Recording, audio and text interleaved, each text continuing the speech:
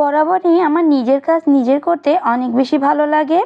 যত কষ্টই হোক আমি কিন্তু আমার নিজের কাজ নিজেই করি বা নিজেই সেরে নিই। হ্যালো এভরিওয়ান, আসসালামু আলাইকুম। গত কয়েকদিন আগে তো আপনাদের সাথে একটা ভিডিও শেয়ার করেছিলাম যে রমজানের কয়েকদিন আগে আমি কিন্তু আমার কিছু ফার্নিচার গ্রাম থেকে নিয়ে আসছি।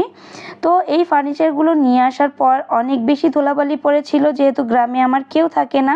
তো ওগুলো পরিষ্কার করতে গিয়ে আমার কিন্তু প্রচণ্ড পরিমাণ জ্বর এবং অ্যালার্জি শুরু হয়ে যায়। তো অনেক বেশি শরীরে অ্যালার্জি থাকার পরেও আমার মাথায় তখন ভূত চেপেছিল যে আমি এটার ভিতরে সাদা রং করব।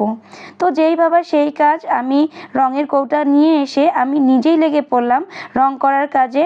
তো কৌটাটা খুলেই দেখি কেমন জানি একটু পানি পানি লাগতেছিল, তাই আমি একটা শলার কাঠি দিয়ে এটাকে ভালো করে একটু মিক্স করে নিলাম। এরপর এরকম একটা তুলির সাহায্যে ভিতরটাকে খুব সুন্দর করে রং করে দিলাম। কিন্তু এই রং করার আগে আমি কিন্তু একটা কাজ করেছি। এখানে প্রত্যেকটা কর্নারে আমি আগে স্কচটেপ লাগিয়ে দিয়েছি, যাতে চারিদিকে রংটা ছড়িয়ে না যায়।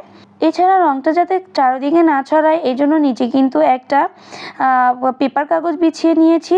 এই জন্য কিন্তু রংটা চারিদিকে আর ছড়াতে পারেনি। তো দুদিন বসে আমি কিন্তু এই রংটা করেছি, কিন্তু আপনারা কিন্তু এই এক ক্লিপেই দেখে ফেলেছেন। প্রথম দিন আমি রংটাকে দিয়ে পুরোপুরি শুকানোর জন্য ওয়েট করেছি, তারপরে তার উপরে আবার একবার প্রলেপ দিয়েছি। এজন্য কিন্তু এত বেশি সুন্দর বা স্মুথ হয়েছে।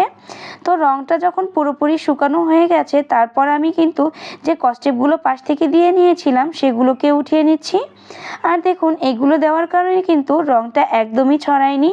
একদম প্রফেশনাল রং মিস্ত্রিদের মতোই কিন্তু আমি করতে পেরেছি। মাশাআল্লাহ, আলহামদুলিল্লাহ। তো যেহেতু আমি পুরোটাই হোয়াইট প্যাটার্নে করতে চেয়েছি, আর এখানে কাঠের রংটা আমার বার্নিশ করা, সেজন্য এখানে আমি একটা সাদা কালারের ক্যালেন্ডার নিয়ে আসলাম আর পুরোটাতে সাদা ক্যালেন্ডারগুলোকে বিছিয়ে দিলাম। আর এইদিকে কাচের সকল জিনিসপত্রগুলোকে ভালো করে ধুয়ে পরিষ্কার করে তারপরে শুকাতে দিয়ে দিলাম। শুকানো হলে তারপরে এগুলোকে আমি সুন্দর করে শুকেতে সাজিয়ে নিলাম। দেখুন এখন জিনিসটাকে দেখতে কত বেশি সুন্দর লাগছে।